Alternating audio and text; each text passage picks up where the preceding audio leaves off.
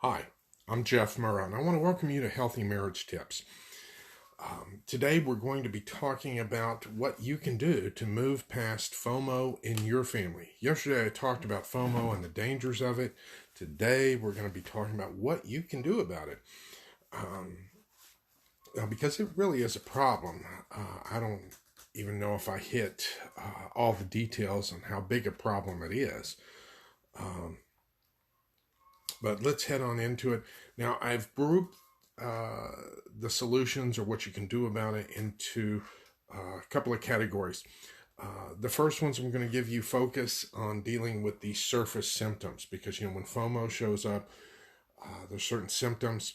And if your intervention focuses on the symptoms, you're going to get faster results, but it still does not get down to the root of the problem.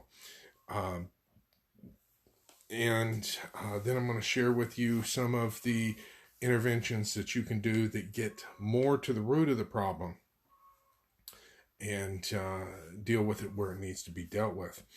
Now, one of the things that you can do right off the bat is to reduce your social media intake.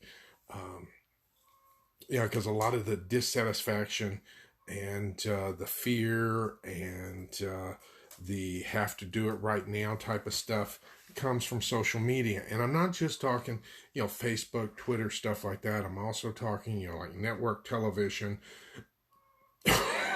excuse me, uh, television programming in general. When you sit there and you watch a program on television, you get hit with all kinds of ads. And at some level, they are telling you, you need this product and you need it now. Life will be terrible if you don't have it. And at some level, when you're overwhelmed by everything, you start falling for it. And so reducing your social media is one. Number two, remind yourself that social media is not reality.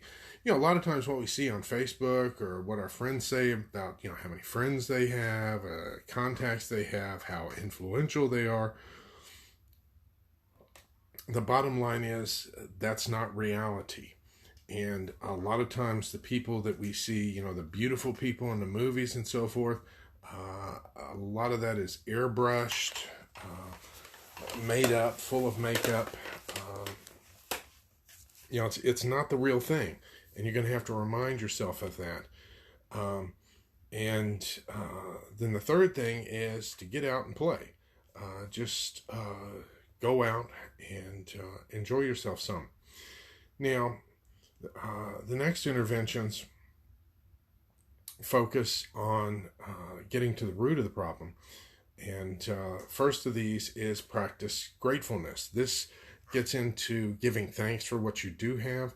It's a good habit to be in to say grace and give thanks over your meals, because that way you're get into the practice of giving thanks. But you need to do that on a daily basis, if not multiple times a day, and be thankful for what you do have. Because that gets more to the attitude, because behind FOMO is this whole attitude of I'm not good enough, or the only way I'm good enough is by getting more things and stuff like that. Next one is quit comparing yourself with others. Focus on where you're at versus where you need to be, as opposed to comparing yourself to the Joneses, the people next door, the people across the street, whatever, because that's always, when you start comparing yourself with Tom Cruise, you're never going to measure up unless you're Tom Cruise. And even then, does he compare himself with the persona that he conveys in the movies, or with the real him? Next one, focus on spiritual and emotional growth over materialism. A lot of times with all the chaos that's been going on, people have been groping for materialist solutions rather than the spiritual and emotional ones, and that has led to a lot of dissatisfaction. Next one is practice mindfulness. Constantly be aware of what's going on around you and live life one day at a time and do things one thing at a time. A lot of times you start um, putting yourself in a position where you're vulnerable to FOMO and its effects when you do all this multitasking and try to do more things at once. Um, one day at a time, one thing at a time. Last but not least, recognize that not everything is an emergency. One of the things with FOMO, you feel like you have to do it and you have to do it right now. And if you don't, that's terrible. You're going to have to realize that what's urgent is not always what's important. Now, I went ahead and shared with you some things that you can do to intervene in reducing FOMO in your life.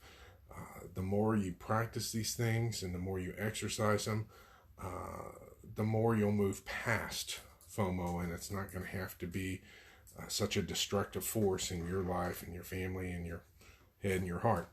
I hope you enjoyed this. If you have any questions, comments, concerns, feel free to leave them below. I'll be glad to get to them. So until next time, this is Jeff Nora, wishing you best regards. Goodbye.